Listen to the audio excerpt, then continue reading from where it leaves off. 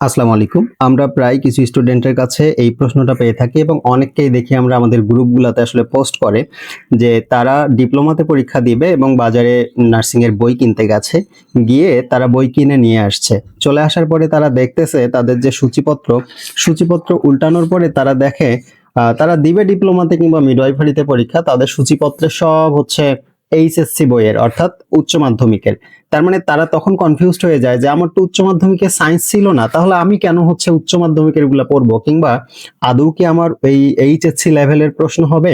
So তারা confused হয়ে যায়। আমি একটু ক্লিয়ার করে দেই এই ব্যাপারটা, হয়তোবা অনেকেই আপনারা লক্ষ্য করেছেন, আবার অনেকেই লক্ষ্য করেননি, কিংবা যারা এখনো প্রস্তুতি শুরু করেননি আপনাদের জন্য হয়তোবা একটু হেল্প হতে পারে।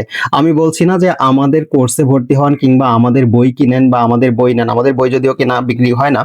হ্যাঁ, তো আমি একটু আপনাদেরকে জাস্ট এই ভুলটা ধরিয়ে দেই। বাজারে বিভিন্ন বই আছে, তারা যেটা করছে তারা হচ্ছে মানে বিভিন্ন ভুলভাল বুঝিয়ে স্টুডেন্টদেরকে আসলে বইগুলা বিক্রি করছে। তো তাদের মেইন টেন্ডেন্সি তো বিক্রি করা, তাই না?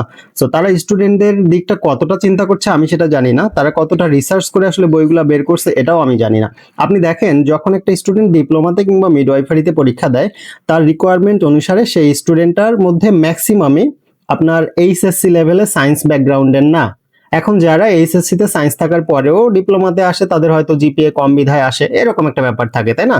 বাট মেইনলি আপনি ডিপ্লোমাতে যেটা দেখবেন যে বিএসসি তে দুইটাতেই সায়েন্স থাকতে হবে, কিন্তু ডিপ্লোমাতে আসার পরে তার সায়েন্স না থাকলেও সমস্যা নাই। আবার পলিটেকনিক্যালের স্টুডেন্টরাও আসে ডিপ্লোমাতে পরীক্ষা দিতে, তাই না? আবার মাদ্রাসা ব্যাকগ্রাউন্ডের স্টুডেন্টরাও আছে।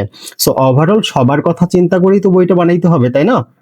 তো এইখানে আপনার মেইনলি ফোকাস করা হয় যে এখানে যেহেতু 30 মার্কস আছে, সাধারণ বিজ্ঞানে ডিপ্লোমা মিডওয়াইফারি 30 মার্কস আছে, এবং বিএসসি দের জন্য এই যে ফিজিক্স, এই যে হচ্ছে কেমিস্ট্রি এবং বায়োলজি, এই তিনটাই পড়তে হবে। তার মানে যারা বিএসসি তে পরীক্ষা দিবে তারা তো দুইটাতেই ইয়া আছে, সায়েন্স আছে, তাই না? এসএসসি এবং এইচএসসি দুটোতেই সায়েন্স বিধায় তাদের এখানে স্যাক্রিফাইস করার কোনো সুযোগ নাই। তাদেরকে কি কি পড়তে হবে দেখেন একটু, যদি আমি দেখাই সূচিপত্র থেকে, আপনি দেখেন ফিজিক্স ফার্স্ট পেপার আছে, সেকেন্ড পেপার আছে, তার মানে এটা সবগুলাই কিন্তু এইচএসসি লেভেলের, সবগুলাই কিসের? এইচএসসি লেভেলের।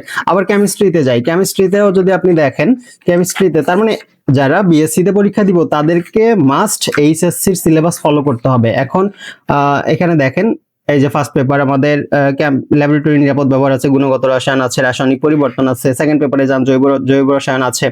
তার মানে এখানে তাদের কিন্তু এইচএসসি সিলেবাসে যে 10টা চ্যাপ্টার 10টাই পড়তে হয়।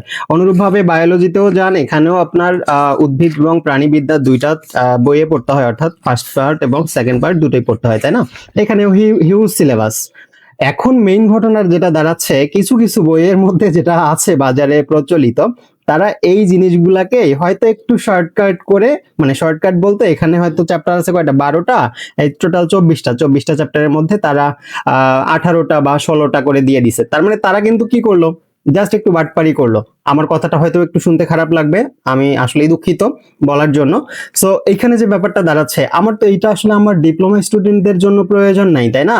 যেটা এটার মধ্যে এসএসসি রিলেটেড, শুধু এসএসসি মাধ্যমিক, সো সেইটাই না তাদের লাগবে। তো আমি কেন হচ্ছে তাদেরকে এই এইচএসসির বোঝা চাপিয়ে দিচ্ছি? দিন শেষে তারা আসলে এই বই পড়ে চান্সও পাবে না, কিচ্ছু করতে পারবে না। এই সেটটা পুরাটাই বিএসসির, এটা ডিপ্লোমার কোনো প্রয়োজন নাই। কিন্তু ডিপ্লোমার জন্য জাস্ট আমার সাধারণ বিজ্ঞান, আমরা এই জন্য বলি যে আপনারা অবশ্যই যদি কোনো বইয়ে যখন দেখবেন যে ভুলভাল কিছু আছে, কিংবা আপনার মনে হচ্ছে যে আসলে এটা আপনার জন্য সুইটেবল না, কিংবা আপনার সিলেবাস অনুসারে বা আপনার কারিকুলাম অনুসরণ করছে না, তাহলে আপনি মূল বই পড়েন। মূল বই পড়বেন কোথা থেকে?